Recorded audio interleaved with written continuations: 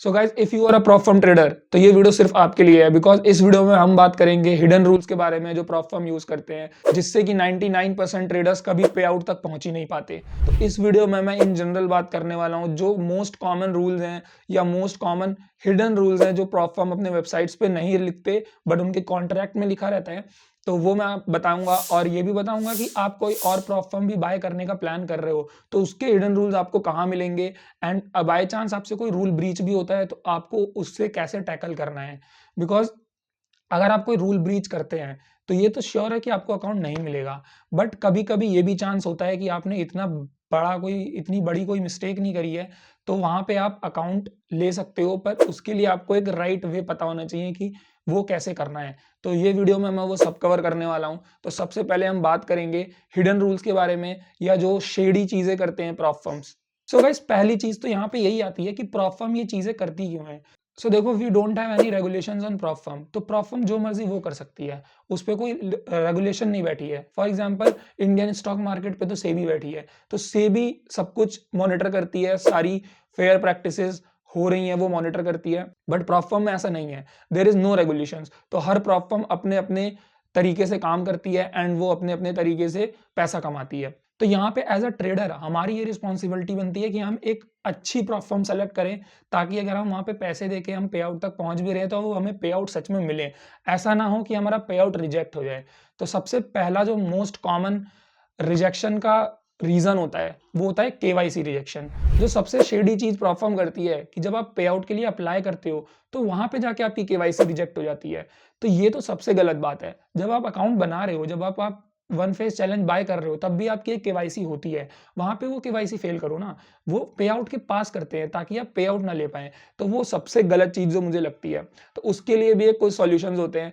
तो सबसे पहली चीज, जब भी आप प्रॉप फर्म अकाउंट बाय करें वहां पे अपना नेम वही डालें जो आपके डॉक्यूमेंट में नेम हो, और ये श्योर रखिए कि सारे डॉक्यूमेंट में आपके नेम सेम होने चाहिए।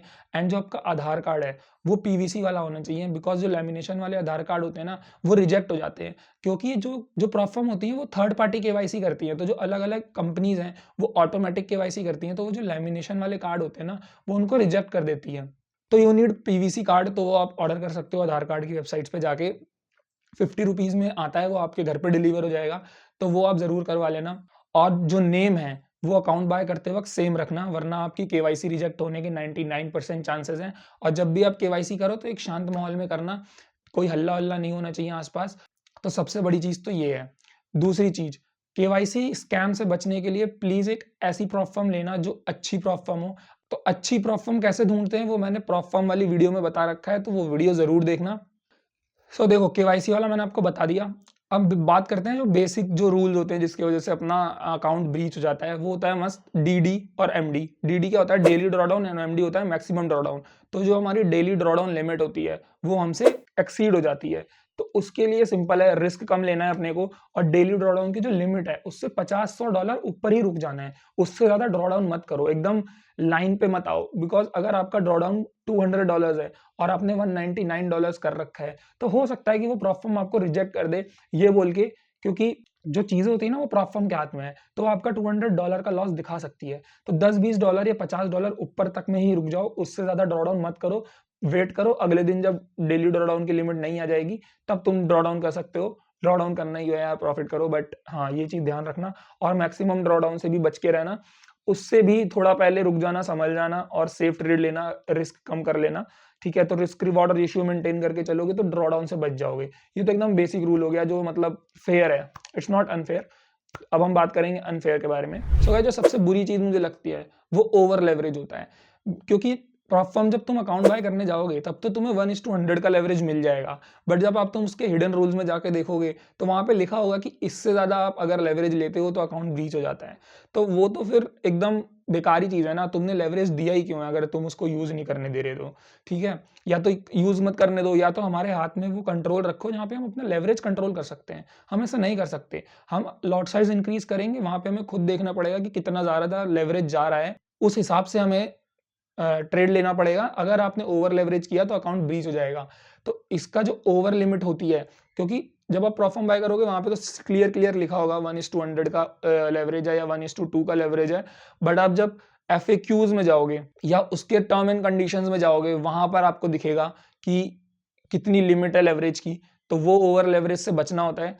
तो मैं सजेस्ट करूंगा कि आप जो भी प्रॉप फर्म बाय करोगे उसमें देख लेना कि क्या है कैसा नहीं है, बट जो मुझे सबसे सही लगती है वो इंस्टेंट फंडिंग लगती है इस मामले में, बिकॉज वो एक ठीक ठाक लेवरेज प्रोवाइड करते हैं एंड ओवर लेवरेज से वहां पे अकाउंट रिजेक्ट होने के चांसेस बहुत कम होते हैं। सेकंड जो होती है वो होती है वन साइडेड बेटिंग। तो अगर आप वन साइडेड ट्रेड ले रहे हो, फॉर एग्जांपल आपने एक ट्रेंड एनालाइज किया, ट्रेंड ऊपर को जा रहा है या नीचे को जा रहा है, एंड आप ऊपर को जाते टाइम बाय बाय बाय करते जा रहे हो, तो वो वन साइडेड बेटिंग में आता है। तो आप ट्रेंड के अकॉर्डिंग भी मल्टीपल ट्रेड्स नहीं ले सकते। फॉर एग्जांपल आपने एक ट्रेड लिया जो कि बाय जा रहा है, उसके बाद आपने दोबारा वो प्रॉफिट में एंड उसके बाद दोबारा बाय पोजीशन होल्ड कर ली, फिर दोबारा बाय पोजीशन होल्ड कर ली, तो ये वन साइडेड बेटिंग में आता है और आपने मेजॉरिटी प्रॉफिट यहाँ से निकाला है, तो आपका इससे अकाउंट रिजेक्ट हो सकता है। तो आपको वन साइडेड बेटिंग नहीं करनी है, कभी बाय करना है कभी सेल करना है एनालिसिस के थ्रू, तो वो ये प्रॉप फर्म चाहते हैं। बट मुझे अनफेयर लगता है, बिकॉज अगर ट्रेंड अपना डाउन को जा रहा है तो हम सेल क्यों नहीं कर सकते यार, सेल करने के ही तो पैसा बनेगा, वहां पे हम बाय पोजीशन होल्ड करना तो बहुत बड़ी बेवकूफ़ी है। तो ये मुझे अनफेयर लगता है, पर क्या कर सकते हैं, अगर आपको प्रॉप फर्म ट्रेड करना है तो रूल्स फॉलो करने ही पड़ते हैं। तो मैंने आपको बता दिया कि वन साइडेड बेटिंग संभल के करना है। एक्चुअली क्या होता है ना, वन साइडेड बेटिंग तब ब्रीच होती है जब आप मल्टीपल पोजीशंस खोलते हो एक ही ट्रेंड में। अगर आपको पता है कि एक ट्रेंड नीचे को जा रहा है, तो आप एक पोजीशन लो एंड उसको होल्ड करो एज अ स्विंग, और धीरे धीरे पार्शियल बुक करते हुए चलो, तो आपका रूल ब्रीच नहीं होगा। पर हाँ, अगर आप मल्टीपल पोजीशंस खोलते हो तो वो रूल जरूर ब्रीच हो जाएगा। जो थर्ड हिडन रूल है वो है मार्टिंगल। मार्टिंगल बहुत सारी प्रॉप फर्म में अलाउड नहीं होता है। मार्टिंगल बेसिकली क्या होता है, आप जब भी आप ट्रेड लेते हो और आपका लॉस होता है, तो आप अगली बार में अपना लॉट साइज इंक्रीज कर देते हो, ताकि आप जब प्रॉफिट करो तो पिछला लॉस भी कवर हो जाए एंड एक्स्ट्रा प्रॉफिट भी हो जाए। तो ये एक गैम्बलिंग की तरह से माना जाता है, but it's a proper strategy जो ट्रेडर यूज करते हैं। बट मेजोरिटी प्रॉप फर्म में हमें अलाउड नहीं होता करने को, तो मार्टिंगल करना भी अलाउड नहीं है। तो ये भी मुझे थोड़ा बेकार लगता है, अनफेयर लगता है, क्योंकि martingale trading is a good strategy अगर आपको पता है कि आपकी ट्रेड सक्सेसफुल होने वाली है, तो आप लॉट साइज इंक्रीज कर सकते हो। पर यहाँ पे ऐसा नहीं होता।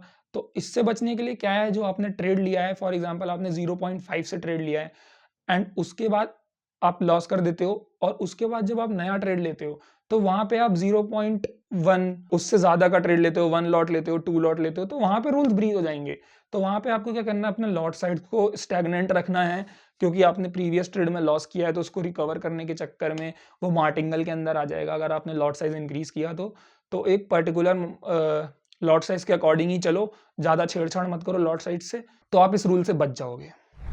फोर्थ जो चीज है वो है news trading. Majority prop firm में news trading is not allowed, but problem यहाँ पे क्या आती है ना, हम न्यूज ट्रेड वैसे भी नहीं करते, बिकॉज न्यूज ट्रेड एक तरह की गैम्बलिंग होती है if you are not good in news trading. यहाँ पे प्रॉब्लम क्या आती है ना, इतनी सारी न्यूज होती है कि आप गलती ना गलती से न्यूज पे ट्रेड कर ही दोगे, क्योंकि इतनी सारी न्यूज़ेस होती हैं। आप कैलेंडर खोल के देखना या आप फॉरेक्स फैक्ट्री खोल के देखना, जहाँ पे आपको न्यूज़ मिल जाएगी क्रिप्टो और फॉरेक्स की, तो वहाँ पे आपको पता चलेगा यार डेली कोई ना कोई न्यूज़ होती है। तो आप किस टाइम फ्रेम पे ट्रेड करोगे।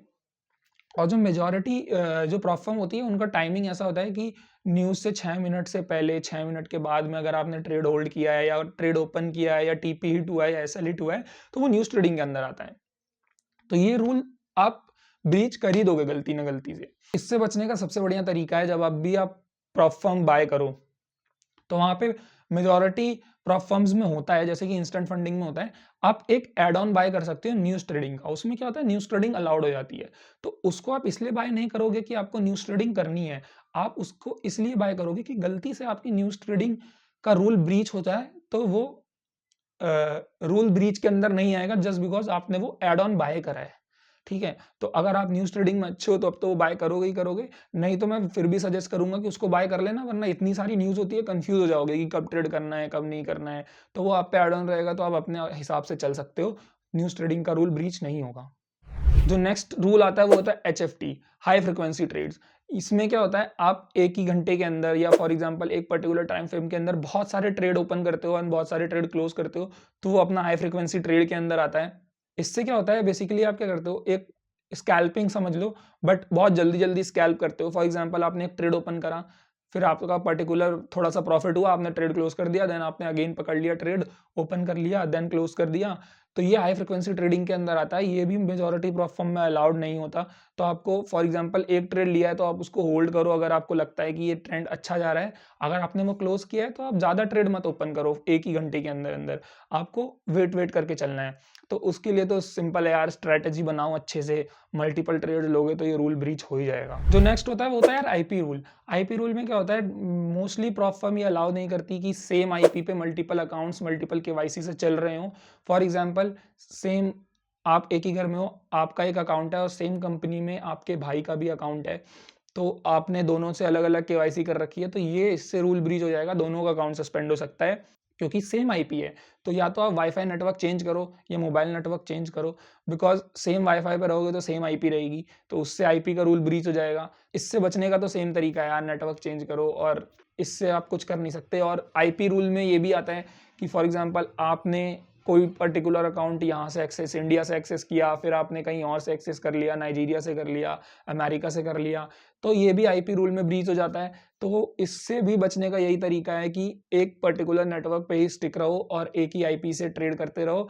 और अगर आपका कोई भाई या दोस्त अकाउंट बनाता भी है अलग केवाईसी से, तो वो अलग नेटवर्क यूज करे, पब्लिक नेटवर्क यूज करे, आपका पर्सनल वाईफाई यूज ना करे, नहीं तो मेजॉरिटी ऑफ द चांसेस है वो रूल ब्रीच ही हो जाएगा। So guys, these were the common hidden rule जो प्रॉप फर्म यूज करती है आप लोगों को फंसाने के लिए।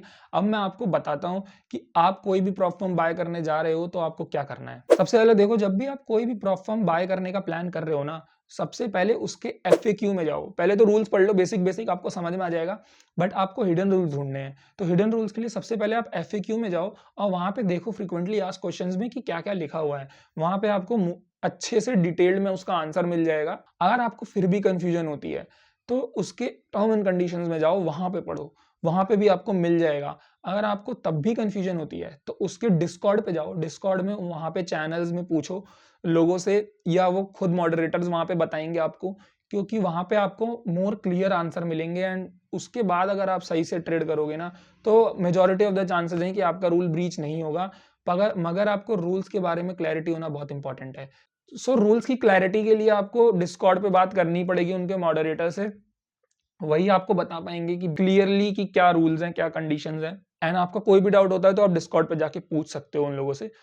नाउ आप डिस्कस करते हैं कि फॉर एग्जांपल आपसे कोई पर्टिकुलर रूल ब्रीच हो जाता है। ऐसा नहीं होना चाहिए कि आपने ब्लंडर ही कर रखा है अपने अकाउंट में, बट कुछ चीजें होती हैं जो गलती से हो जाती हैं और उसके चक्कर से आपका एक अच्छा खासा पे आउट रिजेक्ट हो रहा है।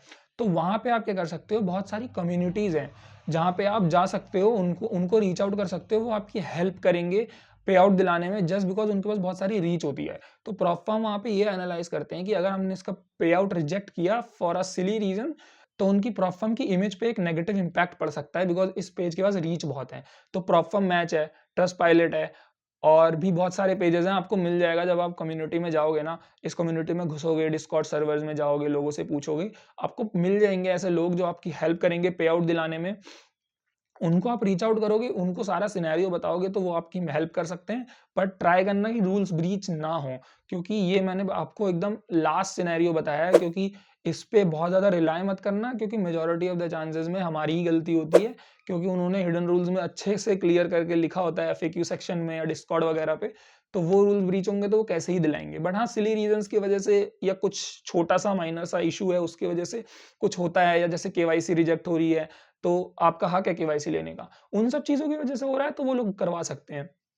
तो कम्युनिटी से जुड़े रहना, बिकॉज अगर आप सोलो कर रहे हो तो आपको बहुत प्रॉब्लम आने वाली है।